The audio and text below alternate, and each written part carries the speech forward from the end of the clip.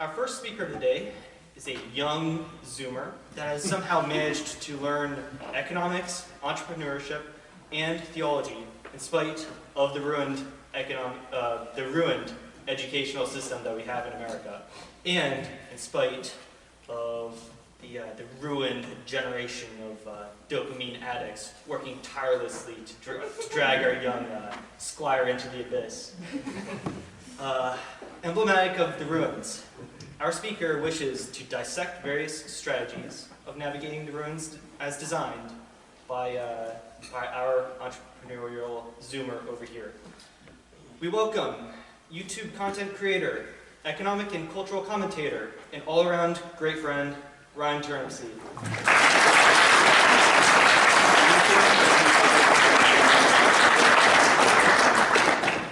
All right, before I start, can everyone hear me fine from here? Yep. All right. What about from here? Yep. Magnificent. All right, well, thank you all for having me to start the morning. It is a great honor. I was informed last night as to why that was. I was told it was because they knew I wouldn't be drinking last night. So hopefully I can bring enough energy in to sober up anyone that will be speaking later. Without further ado, the topic that I have, I actually came up with, I was talking to my friend Panama Hat, which a lot of you might know from certain content production. He and I were talking about G.K. Chesterton, and he has all of his different parables, the fence post being the most obvious one. If you come across it in the middle of the field, don't tear it down because you don't know why it's there. He also has another parable to do with the post, and it's the lamppost parable. So, the way that the story goes is that you have a town, and they have an old lamppost, and it's out of date. They want to tear it down, and everyone wants to do something different with it. One group wants to get a new, updated, modernized lamppost, so they need to tear down the old one to put the new one in. Another group wants to go back, they want to go back to gas lighting to maintain some of the history of the town, some of the aesthetic, the atmosphere. Some groups are thieves and robbers. They want to tear down the lamppost because it has light, and it reveals their evil ways to the world. And then there's a bunch of other groups that, might want to build a house there, they might want to redo the street. You have all these different groups, but they all agree they want to tear down the lamppost. Now, this mob of people, they go to the church and they ask the priest, what should we do? This is Chesterton, so back then people actually went to their priest to ask them what to do. And the priest goes on a very long, dry tangent. Well, if light is a good in and of itself, the townsfolk don't care. They're in a frenzy. They knock him aside. They don't want to listen to him, and they go to tear down the lamppost. And after they do so, they don't know what to do next. They can't agree on anything. Like we said earlier, you have robbers and marauders that just wanted to tear it down so that they could perpetrate their evil unhindered. You have people that wanted to modernize it. You had people that wanted to go backwards. So, the town has tore down their source of light, and they cannot replace it. Now, this stuck with me quite strongly because this was months ago, and I promise none of this pertains to any recent events, no matter what that may seem like. I was actually thinking about the divisions on the right and what could be done about that, because we have a lot of people here. We have people that might still claim to be constitutionalists, libertarians, liberals, reactionaries. We have some people that might go a bit spicier than all of those.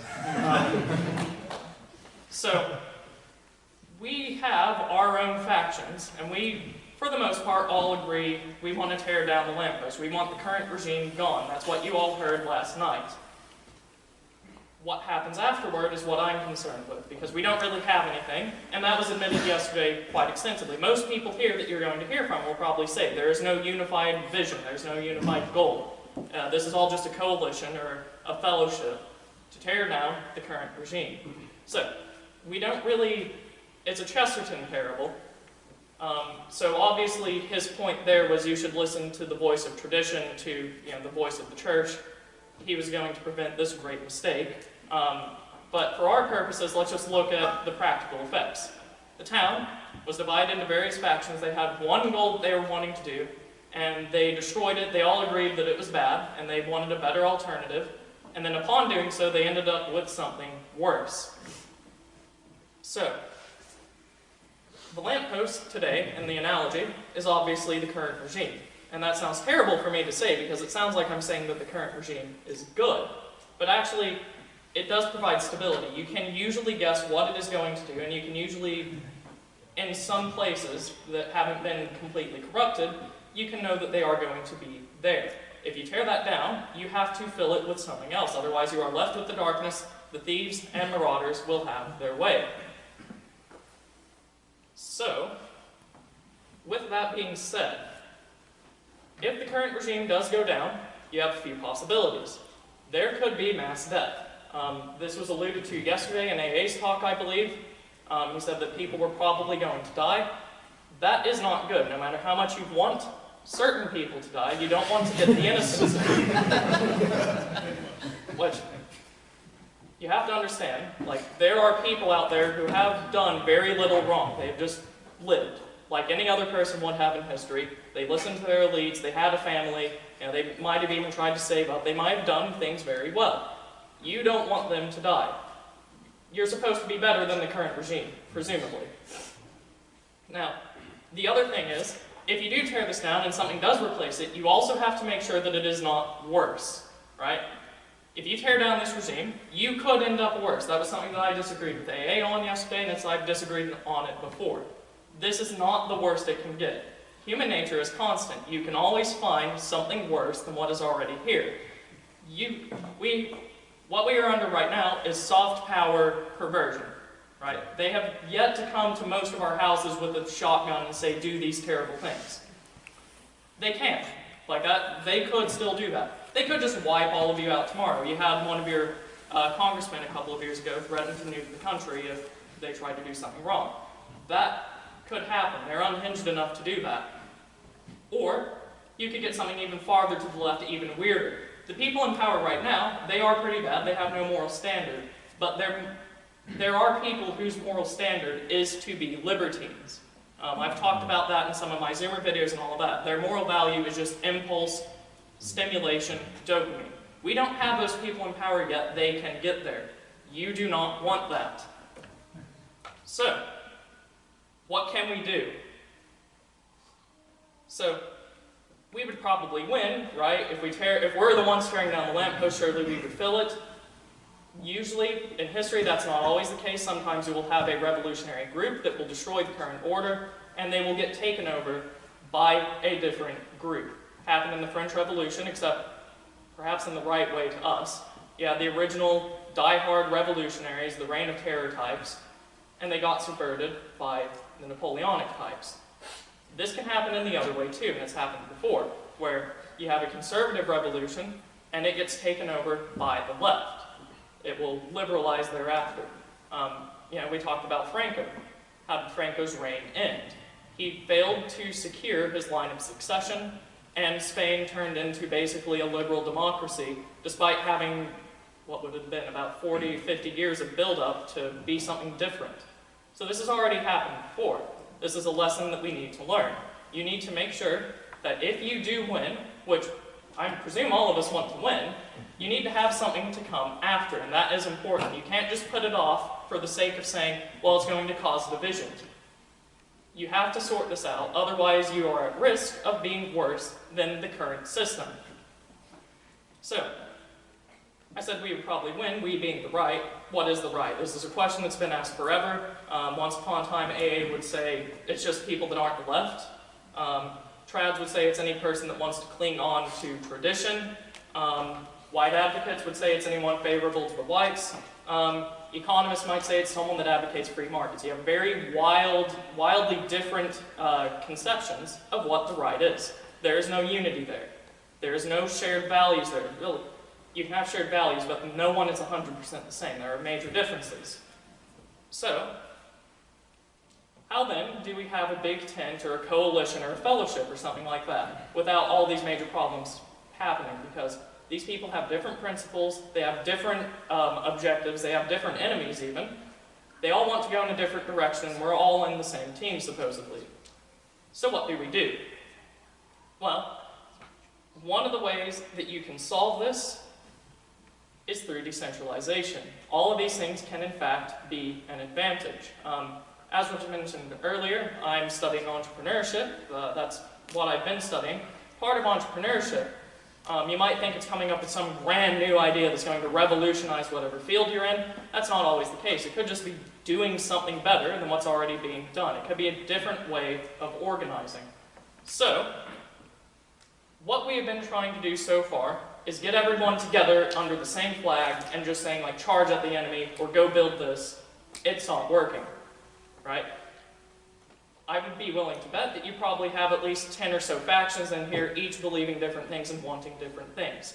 If you try to get them all together, point at someone and say, go fight them, you're going to have varying degrees of fervor, you're going to have different objectives. Some people might stop sooner, some people might go too far. It's just going to happen. For that reason, and for other reasons that you can extrapolate from that line of reasoning, I would say that the coalition or the big tent is not only impossible, but it is not what you want to do. You are not utilizing your advantages. So,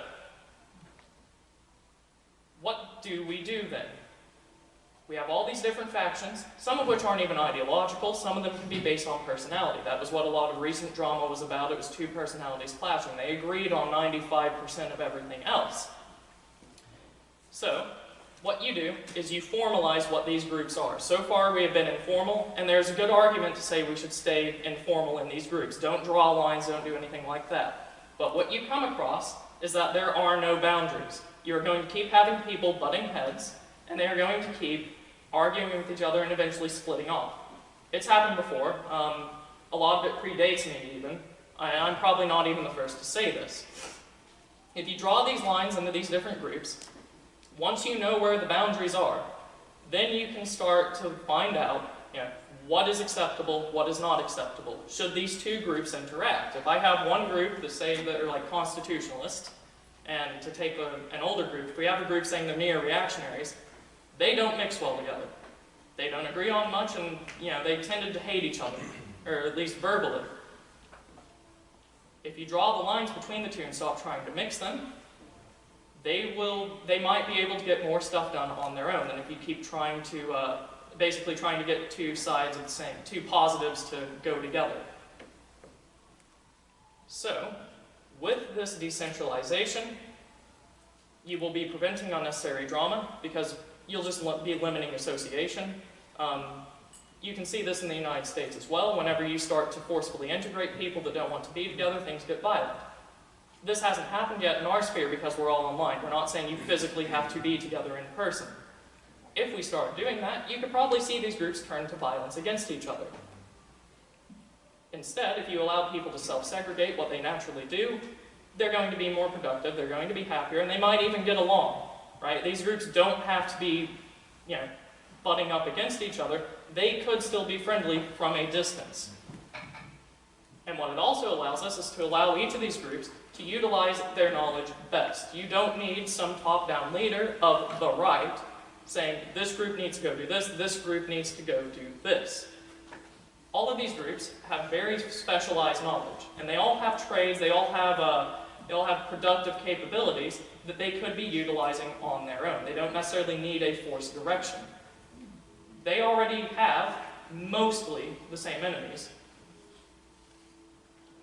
of which you're not going to need 100% clarification on, but most of them don't like the regime. They want to tear down the lamppost. They are naturally going to put their productive efforts towards building something different, right? So I don't need to tell you all, do this to tear down the regime. You're probably already doing it anyways. Like a lot of you are donating to different organizations. A lot of you have been building different institutions. A lot of you have been building your own infrastructure. Some people are moving off the grid. Some people are homeschooling their children. Some people are saying they're going to homeschool their children. People that previously thought they wouldn't have families are now going to have families. These are all things that you've done independently without having someone tell you directly to do it. You can do this on a much grander scale if you stop trying to think of the whole thing as a big tent coalition. The other upside is that it allows for adaptive local action. For instance, I don't believe that our co-parts in the UK have many American constitutionalists. which, seems silly to say, but we do have a contingency, maybe not necessarily present here, that will really still hold to the Constitution. Like, they are still a force. If we want to, organize with people outside of the U.S., you can't force them to just go along with that, and you're not going to get this side to compromise either. That's their whole mythos, is that they won't compromise, supposedly. But if you instead decentralize, if you understand that these groups are going to build on their own, and that they don't have to be forced together, you will actually get them being friendlier than if you try to compile them. So, does this mean that everyone hates each other now? Are we all just in these disparate groups that are hating each other, they're trying to butt heads but at a distance now? No. This is meant to resolve conflict so that you don't have, I said earlier, it doesn't even have to be ideologies, you can organize along personalities. If you put two giant egos into a room together, they're going to find a way to hate each other regardless on what they agree on. So, if you separate them and allow them to do their own thing, they will be more productive and they might even be friendly towards each other. Same thing for the ideologies. If you put people that still claim to the title of liberal into a room with like into an extreme reactionary, they might not get along so well, and they might find reasons to disagree with each other and hate each other. But if you let them work from a distance and let them bear their own fruits, they might come to a respect for each other. You don't, just because you're apart does not mean that you have to hate each other. So, all these things I'm describing have kind of already happened, it's just informal. We have all these different content creators, all these different personalities, all these different ideological groups that are self-organizing. There's just not any formal lines drawn. This is what this group does, this is what their relation to this group is, this is what their goals are. None of this stuff is really written down except for maybe like 2 or 3 of them. What I'm arguing here is to formalize the system. This is what we've been operating under just informally, and it's that informality that is causing a lot of the divisions that we've had. So, instead of division, you can think of this as a sort of confederal model. In a confederal system, in case you don't know, you have different groups of people, none of which have a specific authority above each other, but share some sort of common cause. That describes us pretty well, I think. We don't have some generalissimo, we don't have some king over us. Yet, but... And what we have to work with right now is we have all these disparate groups, pretty much on the same level in terms of authority, in terms of resources, and you do have to work together somewhat. So if we formalize these boundaries, what you can come up with is an honor code or a rules of engagement. What this does is, instead of people claiming to start drama saying, this guy did this and this is unacceptable, if you write down the honor code, if you write down the rules of chivalry for the right, if you write down the rules of engagement, you can see who is within their bounds and who is not. It allows you to purge people that will just suck energy out of a movement for the sake of drama, and it also allows people to stay friendlier for much longer than they are now. You won't have these giant splits every couple of years because things get heated, no one wants to back down, no one wants to compromise, which they shouldn't be asked to compromise. If you get these rules of engagement, this can all be resolved. So, another issue might be, are we segregating based on ideology now? Are we just doing that? And it's not necessarily, and not only that, it is imperative not to. If you start segregating and say, these are the liberals, these are the reactionaries, these are the neo-reactionaries, and you just keep going, you will get them to hate each other, because now, they've separated into things that are fundamentally incompatible. That's why I was talking earlier about the personalities. If you organize around a personality, you're going to get a lot more people with a little bit more disagreement, but they have something to rally around despite those disagreements. If you have ideologies, you're going to get a rerun of the last century of the right losing everything to all these different factions and not being able to take back over. So when I say separate, you should find your leaders, find your content producers, etc., and rally around them. Not necessarily rally around some higher ideal or ideology, something that isn't defined, something incorporeal. So, yeah. And what do I mean by formalize? So I've said that a lot now, draw lines, formalize things. Each group, this is what I came up with, should have explicit requirements set by the group or the leader of the group for entry. So, don't just let anyone in.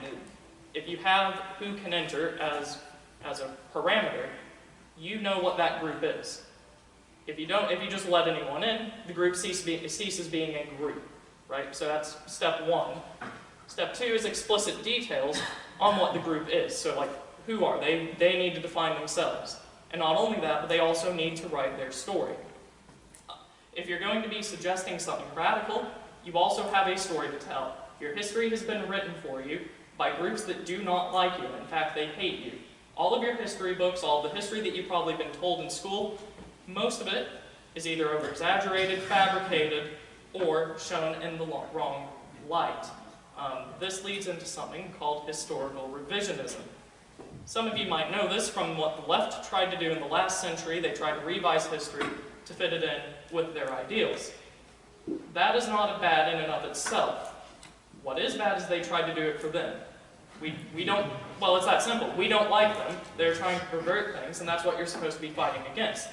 They won, though. They took over the history departments, they took over the history textbooks, and now their revised history a century ago is the accepted history now. All of these groups have to do something to rectify that. These groups need to start telling their own story. Which also means, some of you have a great story to tell, you need to start writing it down somewhere, just to have. Because you won't remember that forever, you need to pass it down, you need to show it to other people so they can build on it. You need to start reclaiming a narrative. Another thing that each of these groups should do, I mean, all of you know my content. I couldn't go this whole time without speaking about the Zoomers. You have an oncoming generation. Who knows what's coming after them? It's going to be something terrifying.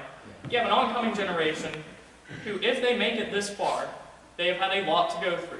They haven't had much support. A lot of their families are completely destroyed. Their school system's gone. The church is out of their lives. They have nothing. And you could go on for hours listing what has been removed each generation to where the Zoomers are in a uniquely bad position. Each of these groups needs to offer something to the next generation. You need to find a way to perpetuate yourself and carry on. And each of you have the abilities to do so. Just one example, because I don't want to go down listing every single group. The Christians have a very good message to tell about a better world coming. That's an example of what you should be telling the next generation. It's a form of hope, it's an ideal, it's something to work for. It also gives some sort of foundation. You have this group of people that you can now go to that you did not previously have. And the other thing with these groups is you need to start building your own infrastructure. You need to start finding ways to educate people into your group. You need to start to find ways to support each other.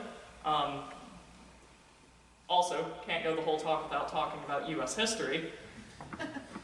Something that used to exist before the welfare state was that groups of people would come together for poverty insurance.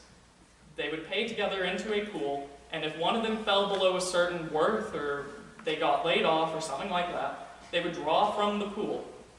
Very tight-knit community, this is what they did. It ensured that they were not destitute, and ensured that they could still keep their position with their house, their farm, what have you, and not be at the whims of someone that hated them. This could be something that you could resurrect. If you know people in your own community that think like-mindedly, that don't like the people hating them, ruling over them, you need to start looking back, seeing what these people did in the past in similar conditions, and start resurrecting it. It came about naturally, and it probably will too here. You already see when people get laid off for a very overtly political reason, everyone takes the GoFundMe to go fund them. People offer them jobs, things like that. This used to happen back in the 1800s. This group, all these different groups of right-wingers, you need to start doing the same. You need to make sure that you have cohesion. You can't just talk about cohesion. You have to actually build something to maintain it. You need to make sure that your people aren't left in the dust. You need to make sure that you can go somewhere as well. Hence the education, poverty insurance. You could even start congregating, moving to your own neighborhoods. That sort of thing. So, with that being said, there's an obvious question and something that still plagues the right to this day. All these groups will surely purity spiral, won't they? If we start saying you should go to these people, if they do organize based off of ideology or personality, they'll purity spiral. And, you know, we've seen some of this already despite being informal. Everyone claims as soon as they get kicked out of a group, they're purity spiraling, and then they get basically defamed all over the place. First, I would like to go back into two main groups in history that did purity spiral quite drastically. The first would be the Puritans in America. You have all these weird borders in the Northeast, all these tiny, tiny states that used to be tiny, tiny colonies, because they would purity spiral. They would kick people out of their communities into the wilderness if they spoke blasphemy. And what this ended up doing is it ended up in their favor, because that wilderness was now owned by people of a similar stock. They disagreed, obviously, on blasphemy, a major charge, but going on through history, now those group of Puritans, all the way up until the New Lights, owned New England. If they had all stayed together in some large coalition, they would not have done so. It ended up in their benefit from their perspective. The other thing would be the left of the last century. When we say the left, it's not some unified group. Quite famously, you have the Stalin and Trotsky paradigm, where they both tried to ice pick each other in the ear in the night. Or you even have the Social Democrats, the Bolsheviks, the Mensheviks, you have Maoists, you have all these different flavors of communism, socialism. They all hate each other, believe it or not. It may not seem like that to us because, they all win somehow. They purity spiraled like none other, and somehow they all still managed to win. They were not fragile. Whenever Trotsky gets kicked out of the Soviet Union from the Soviet government, he goes into basically the middle of nowhere. He goes to France and then goes to Mexico, large cities, but he has nothing there. He recruits people for his cause, and they end up setting up actual infrastructure. They end up educating people, they end up taking over the universities, and now you can see the state of the West today. The Stalinists stayed in power in Russia. The Great Purges speak for themselves. That's their purity spiral. You have the Maoists. They had splits as well. They came from, originally, a lot of the Chinese communists came from their nationalist party, which seems insane because they fought a civil war later. Their purity spiraling led to them taking over more parts of China and ended up strengthening them. So, to the accusation that the right might start purity spiraling, that is not necessarily a bad thing. You cannot be too afraid to maintain a standard. We got to the point where we are because people would not maintain a standard. So even if you do kick these people out, it's going to be tragic because it's going to be people that you know. They don't just give up. The people that are on the receiving end of the purity spiral, they will go out and build. And they don't just, suddenly change all their beliefs because they hate you now. Usually they stay pretty similar. So now you have all these different groups of right wing, formalizing, going out and actually building their own things, not under some big tent. They don't need some leader to go and direct them, say you do this, this group should do this. Overall, I would say that this is a path of success. And with that, I think we're open to questions.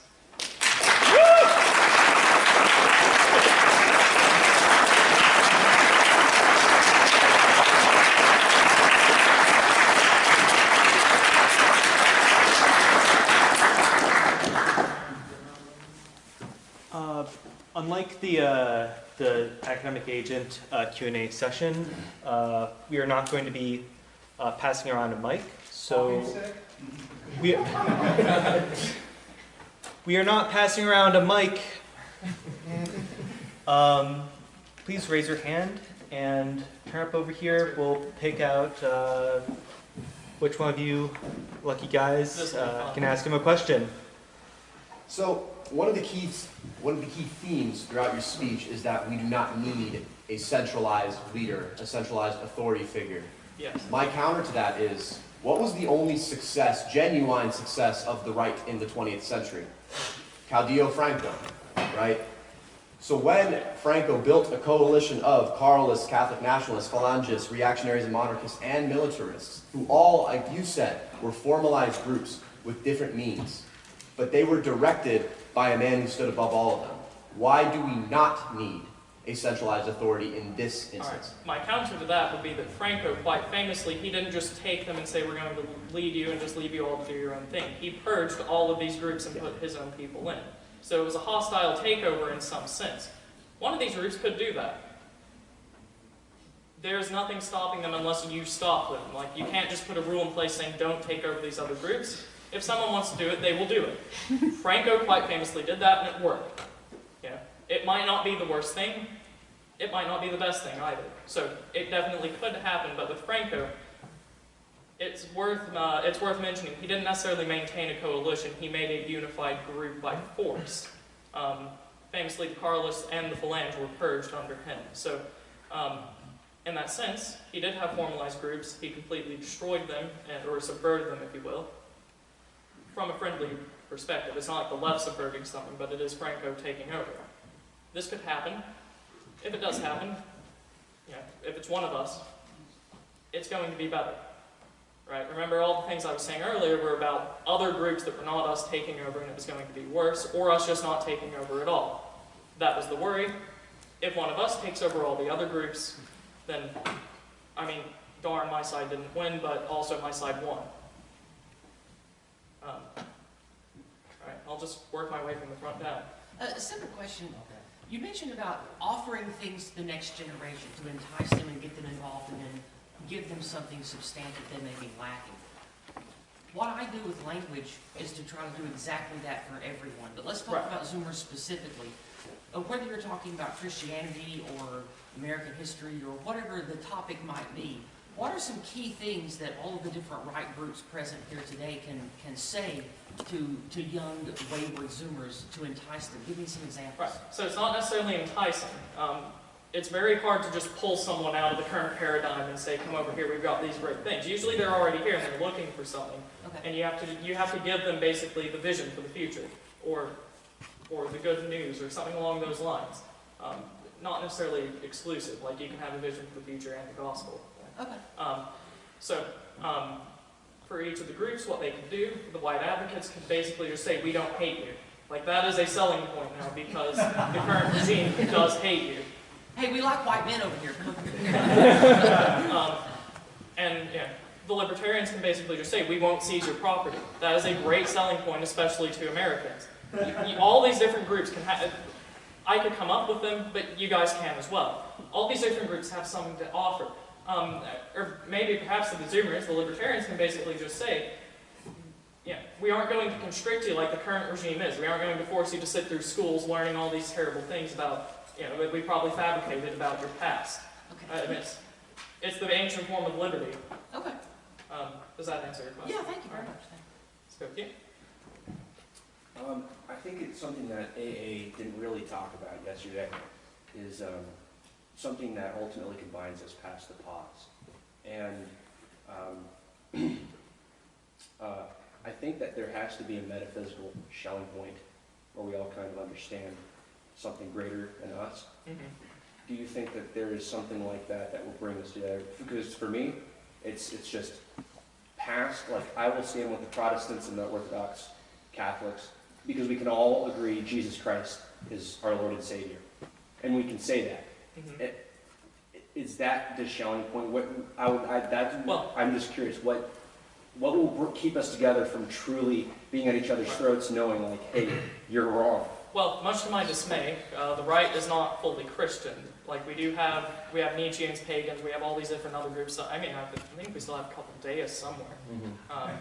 Mm-hmm. So we don't have that already, and they are at each other's throats. There's not really much that you can do, right? You can't bring all of these different groups together and get them to agree on something metaphysical, like the exact same thing. There's going to be division there. Now, what should keep them from being at each other's throats, presumably, is why I was talking about rules of engagements or an honor code or a code of chivalry, something like that. You formalize these groups and say, they say themselves, we are this group. So the Protestants and the Catholics don't have to be at each other's throats. They can have a rules of engagement where we say, this is what we will do. We agree that there's a greater enemy.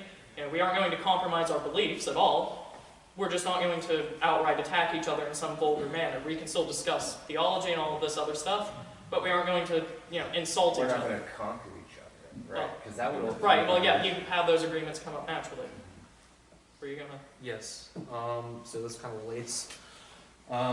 So Carl Schmitt points out that the way the European powers dealt with this situation of conflict between nations is that the right to war was basically always respected, that every other party had the right to go to war with the other. Right. But the wars were territorialized. They were tied to a space, and that's what allowed them to be contained. Right. So in our rules of engagement, we don't have a territory, a No, we don't. space. What would we map our factions onto that would actually allow conflict to be constrained and not inflate to, whatever groups decide to come in? Right. So ideally, you would have people organically say, like, we agree, we are this group. And then people would start to join them. Ideally. Like, I'm not going to direct this from the top down, that kind of defeats the point. So that's what you map these people onto. It's by person or by family, even if we get that far. This is their group. And now we don't have territory, that is very correct. So we are very verbal, we have ideas, we have, it's the fourth generation of warfare. It's not just land and shells, it's also information and psyops, basically. Yeah. So that's, until we get land, until we get these physical resources, you have to keep your rules of engagements to where you're interacting.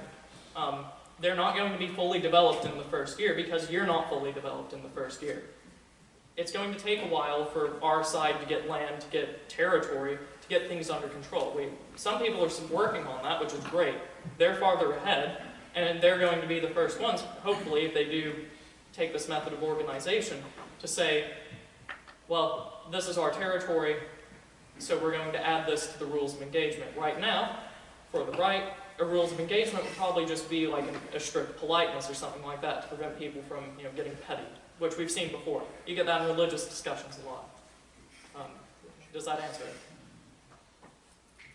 It helps clarify. All right. I think we have to find the answer. Well, Yeah. to throw something out there, I know this is kind of a stupid example, but like Freemasons, that's kind of like a way that keeps these very different people some level at peace. It's they're like, okay, well, you're a Mason, we're cool.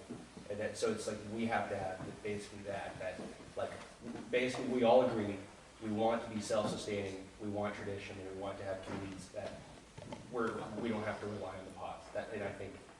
Well, the whole point is that we don't all agree on that. Like, Is that okay? well, some people, like I talked earlier, like the traditionalists are their own group. Like, if you ask people in here, what is your tradition that you want to go back to, you're going to get probably as many answers as there are Well, I people. don't mean like that. It's like it really. That's true. I don't mean return to tradition. In the meaning, it really is just the culture where you come from and having a sense of identity that we like, that we know is being Right. persecuted. Okay, let's go with you and we'll keep working our way back. I had a question about, it sounds like we kind of need to develop like individual commercial enterprises for each of these groups. Could you speak, you talk about entrepreneurship, in order to ensure that we have this like, we're the workers co-op of return to tradition, or we are the ortho workers co-op, or something like that. Could you speak more about what you would focus on? I have, of course, my own ideas about like, small machine capital and stuff like that I think we need to develop. But in order to provide, let's say, the poverty insurance, we obviously need to have capital on our side. And I was just hoping you could speak more about what you would focus on in our commercial endeavors. So it might be worth stating, entrepreneurship isn't just going out and starting a business, though that is a part of it. There is more to it. To that point, though, each group is going to have something that they can do better. For example, people that are programmers are tended to be attracted to certain ideologies. They are closer together. We have a lot of programmers here. That's not nothing. Like, that's pretty lucrative, especially because they're quality as well and they work quickly. Like, that's what they can do, right, for those groups. You just utilize what you have. Now, I don't have like a map in front of me saying we have these people in these groups, this is what they're all good at. I cannot tell you the specifics for each group. Like the Christians, for example, they do very well on living on a very, very low material standard, and they will still provide for each other. So you don't necessarily have to keep the same living standard that you're at now, you just have to make sure that you support each other. As for what that will look like in terms of capital and pyramid and all this other stuff, it's not for me to say, because I'm not the head of each of these groups. Alright. So, yeah. All right, I guess playing off the first question and a lot of the subsequent questions, I guess sort of we're talking about a sort of a confederated model, and that sort of, this sort of implies a sort of central, at least a mechanism, if not a central figure, which, you know, that was the first question, but what do we, so we're talking, it seems like there's a lot of talk of this rules of engagement. Yes. I guess this sort of implies that there's sort of an issue of sovereignty here, in the sense that these rules of engagement are sort of they're ultimately sort of deciding on exceptions in this sort of, if we're going to go back to say Carl Schmitt. So like who, or like what exactly, how exactly do we establish these rules of engagement? Right. And sort of levy them as sovereign, essentially. Right. So, as I mentioned to begin with, we don't yet have a king or some generalissimo or something like that to lead us. Right. That means what you have to work with what you have. You have to come together and agree on it. It's a necessity if you are going to go down that route of limiting how you discuss things with each other. Yeah, so that was also another thought I sort of related to that. I think sort of part of this mechanism might, something like, say, like a liminal figure who can sort of straddle divides, like say, I'll give an example, R.N. McIntyre. Right, yeah. Seems to be able to talk to a lot of different people. He can talk to like based Marxists and. Yeah, you can have an arbitrator, but once again, you have to agree on it. Like, we don't have someone to just, hammer the gavel down and say, this is what you're assigned to. Like, you have nothing. You have to do this kind of from the ground up. Right? You are starting from nothing. So, work with what you have is what I would say. And you can do this in a variety of different ways. There's no one correct formula for coming up with all this, just so long as you come up with it and it is stable. Right? So with you first. Okay. So just to go to your point earlier, Turnip, so I just have something to say about, in terms of achieving, I guess, unity of solidarity here. I think it's very important for the network of tens to understand every single one of our groups and their ideology and their viewpoints from top to bottom, right? So you can have that sort of unity and achievement that way. Right. So, so that is the network of tens. Obviously, they're expected to be above abreast. Ideally, if you are having these groups coming together and saying, basically we're confederated, you would hope that they would understand each other at least to a large degree. Now, most of the people that are going to be in this group that you are trying to attract, the people that are going to be building and working and just around you, they don't necessarily have to know that. That's a distinction that you need to make. Not everyone needs to be here in this room listening to highly technical discussion or whatnot. But yes, it is very good that your leaders will know each other. Yeah, they have to understand each and every single group from top to bottom, ideologically speaking. So, or as good as they can get. Yes. All of these little personal disagreements that we've seen before will tend to be able to get smoothed over if the ideological stuff tends to get smoothed over as well. Well, or you just bypass it, which is what I was trying to do. You're not going to reconcile all these groups together to get them into one singular narrative. And I mean, in some cases, even understanding them will lead to both groups hating each other more. Like, the more that you know about a group that you already don't like, it's more likely that you're going to like them even less when you learn more about them. If you keep these groups apart and separated like they naturally would, then they aren't going to be at each other's throat as much. They might be actually able to do more. So, yes, our, the elite that we would have, ideally, they should know each group top to bottom. They don't have to, though. Right? It's not a necessity. Hopefully that answers it. Yes. So I guess one real-world case study that comes to mind, and I know there's a lot of reservations here, but the establishment of the State of Israel is the perfect example for how this kind of conference model actually manifests in a real-world change, because for 50 years before the establishment of the country, every year thousands of Jews would meet in the World Zionist Organization. They would be from all different countries. They would be totally decentralized, but it was, their mission statement was like one sentence, which was basically, our group, this country. And for 30 30 years, the consideration was that we would end up in Uganda. But eventually it came around that across all of these divisions, the sheer act of just meeting once a year, every year, a motivated, several thousand strong group of people meeting year after year, pushing for funding, capital, seeing who's receptive, seeing who's not receptive, eventually over time led to like slow political changes in support, the finding of influential politicians that could fund capital, eventually being able to have enough influence to sway the UN to formally establish the state. So I think the success of this model, as it applies to community, is not this hypothetical thing that I think sometimes we unfortunately sell ourselves short on the efficacy of it. This is something that it might take decades, but it is entirely realistic for establishing this kind of permanent community. So I guess my kind of question is, I'm a younger person, I'm 26, it's kind of separate from my point, but I see a lot of it is a lack of identity and kind of being able to even come out, and everyone here right, has gone through some kind of pipeline to reach that point. So I guess I'm wondering, how would you kind of encourage people to start attending these conferences, younger people, 20s, your age, our age? Right. If you formalize those groups like I was talking about, let them build their own identity up from the ground up if they need to. They will develop a stronger and stronger identity as time goes on. It's just something that happens. Like if you have a tight-knit group that meets together and they agree on most things, they will develop an identity. It's how cultures come into being. So with that being said, if we start formally saying this group has this people in it and you join it by this way, and etc., you're going to get stronger identities. People are going to be wanting to do more. You're not going to be forcing everyone into a big tent where some people have to stay silent on certain issues or they have to sideline their own issues. Something they got correct yesterday, very, in my opinion, was where he was saying you have to come at it from all these different angles, which is what this is doing very formally. So that should be able to solve the culture and the motivation question. All right, let's go with you first.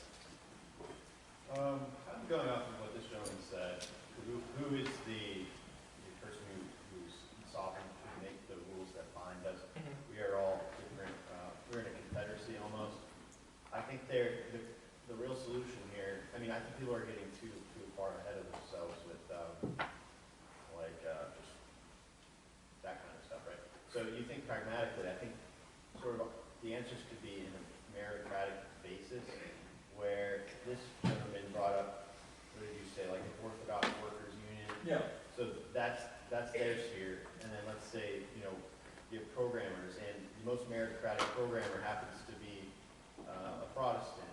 So whenever you need something on a programming side, that sphere is dealt with. You're dealing with Protestants. Whenever you need something on like a workers union side, you're dealing with Orthodox people. And they are sovereign over their institutions, and then the unspoken agreement comes when you need something from someone else. In this situation, you wouldn't really need a ruler, because everyone's sovereign over their own institutions, which are working together to facilitate a shared goal. Right. So this kind of gives you something you're standing behind. That gives you authority. So it might be worth noting, I'm not saying to make a guild system, mostly because that's a good way to become inefficient and lazy. So you don't just have to have the Orthodox saying they will do this, and then this is the Protestants' work sphere. They can do some of the same things. You're going to have people in each group that know the same trade, and they should be doing that for that group, right? You don't have to separate based on those terms. But yes, they are, whatever they work at, they are sovereign over it, right? You can't, it's hard to force someone to work if they really don't want to. Well, you're not forcing them, but if you look at like Andrew Corbo, for example, he's a good example of, he's created something, and he also happens to be Catholic, and that's kind of breathed into his product. So that actually gives Catholics like a sphere of influence almost. I'm sure I don't know that that's entirely true, because I know that there's quite a lot of dissident religious groups other than Catholics that very happily use his service, and then he very happily interacts with them. Exactly. So I don't know that he's leveraging that for like the Catholic cause. he might, instead of thinking of it in terms of religion, he might be a part of a different group that has, like, he places something higher than just the Catholic identity or something like that. But I'm sure that it alleviates his concerns of someone dominating faith, at least the fact that he has built something and is standing on it. And if everybody here who has concerns over their own position being conquered by another, if they were to build something and contribute, then those concerns would disappear. Ideally, that's why you would write your rules of engagement or your honor code. So, you hold each other to a high standard. You know this guy will be honorable, and you make the agreement. We're not going to be directly hostile to each other. That should come about naturally. Okay. I think I'm just confused on the order of operations. I see one is more hypothetical and one is more pragmatic. Sorry. It seems like some people they might see as getting carried away, looking too far down the pipeline, feeling about we don't have any power. That's the thing. So we're not really in the position to conquer each other if we even want to. Right? Well, yeah, but notice when we were talking about the Franco example, it took a while to get to that point, right? It wasn't just like it happened from nowhere and then suddenly Franco was in charge and everyone was Francoist. That's chronologically what you would do. You get together, you form these groups, you set your boundaries, make your identity like I laid out earlier in the 3 points, entry, what you are, a few other things as well depending on the group.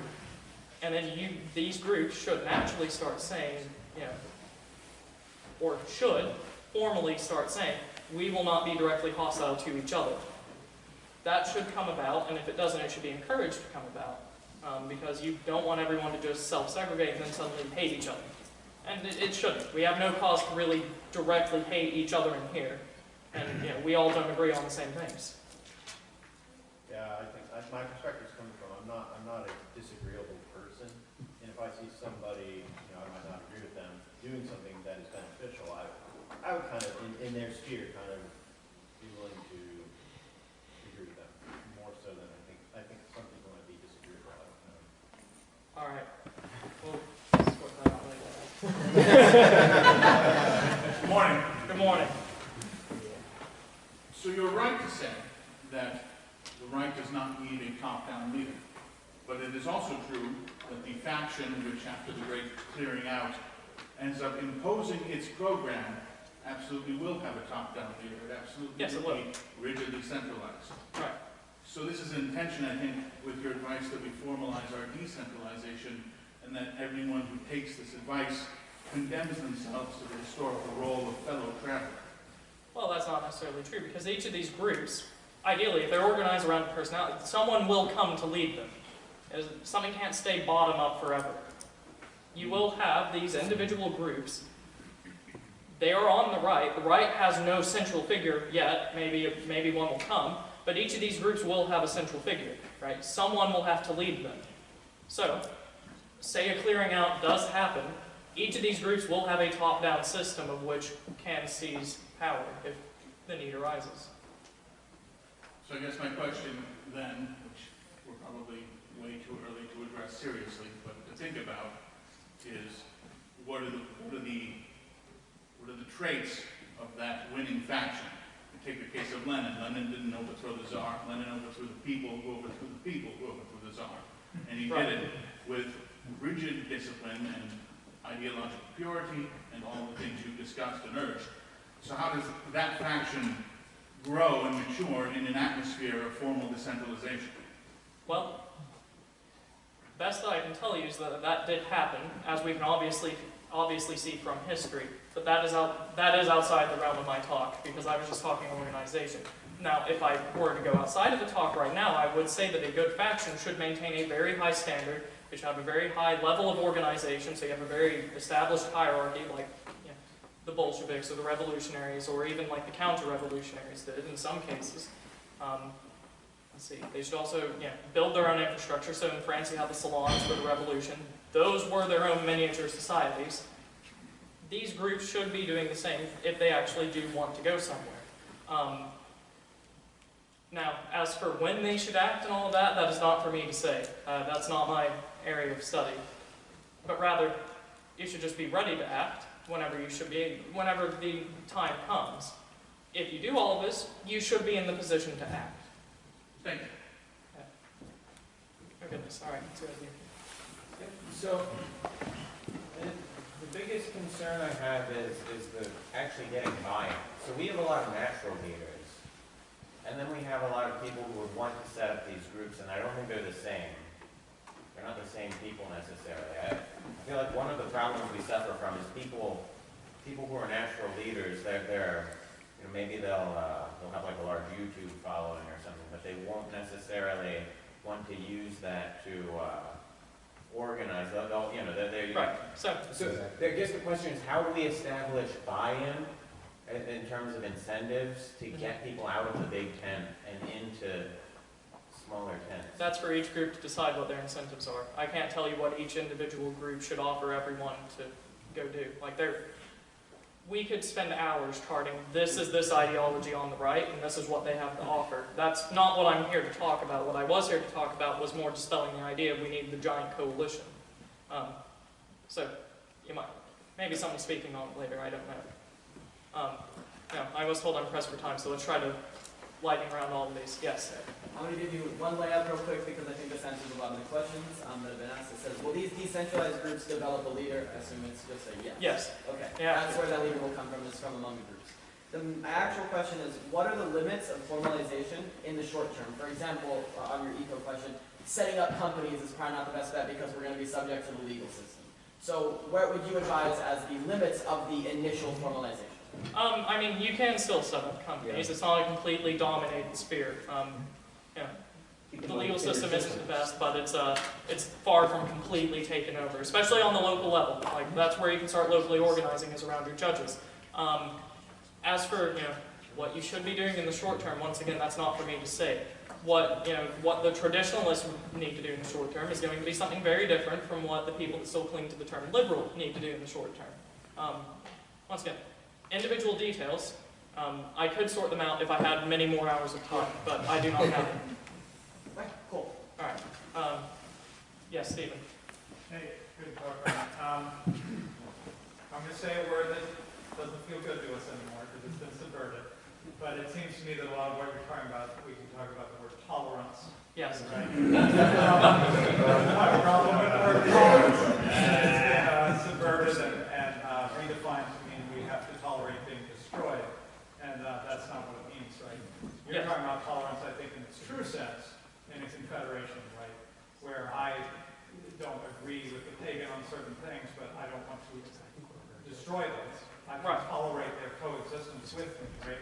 So that leaves the natural question, who is outside the confederation? Who cannot be tolerated? Right. So, yeah, that was something that I meant to talk about and I skipped it in my talk. So these groups, when they do come up, they decide who are in their sphere, right?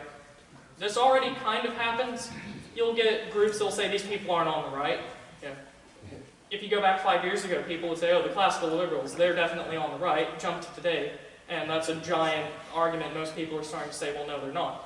For better or worse, how correct or incorrect that is, I'm not here to say. So it will come about naturally. That's why I was talking about people making rules of engagements or honor codes with each other, because that's how you get that spirit. It will come naturally. Does that answer that?